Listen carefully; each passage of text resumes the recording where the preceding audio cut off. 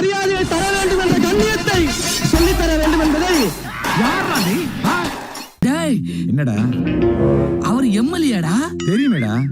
இப்படி சத்தம் போட்டுக்கிட்டு இருந்தா யாருமே பேச முடியாது. மென்ஷன் பண்ணி பேசுனது தவறுதான்.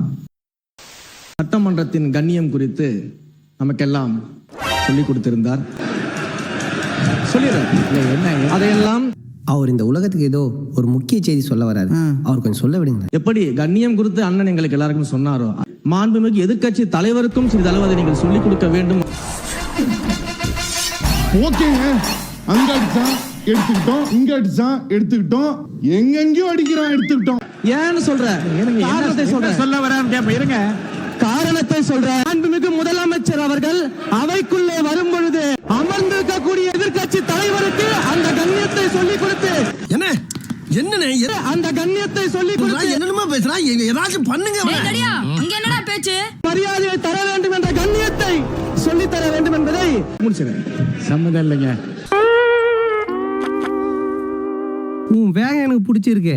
ஆனா வேகம் மட்டும் பார்த்தா தம்பி, விவேகமும் இருக்கணும். இப்படி சத்தம் போட்டுக்கிட்டு இருந்தா யாருமே பேச முடியாது. எல்லாரும் நீங்க பேசுறதா இருந்தா வெளியில போய் பேசலாம். இங்க இருக்கவங்க யாராவது ஒருத்தர் பேசுங்க.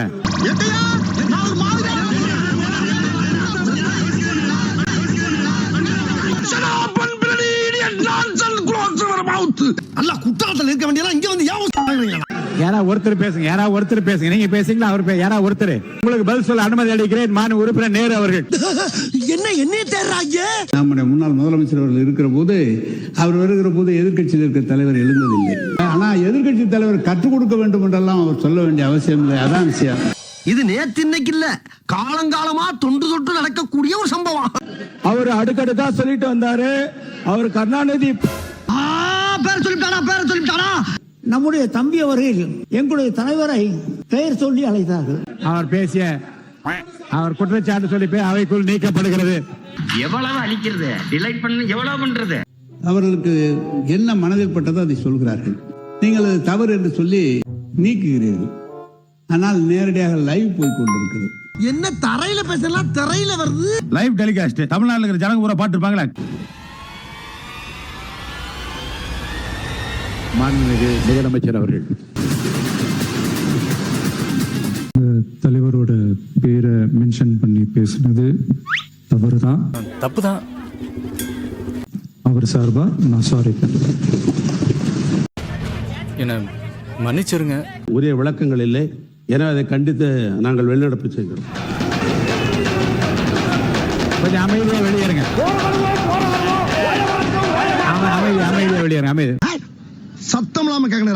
மாண்புமிகு முன்னாள் முதலமைச்சர் ஓ பன்னீர்செல்வம் அவர்கள் புதிய மரபாக மாண்புமிகு முதலமைச்சர் வரும்பொழுது எழுந்து நிற்க வேண்டும் என்றால், இந்த அவைக்குள் மாண்புமிகு எதிர்க்கட்சி தலைவர் அவர்கள் வரும்போதும் அனைத்து உறுப்பினர்களும் எழுந்து நிற்க வேண்டுமா?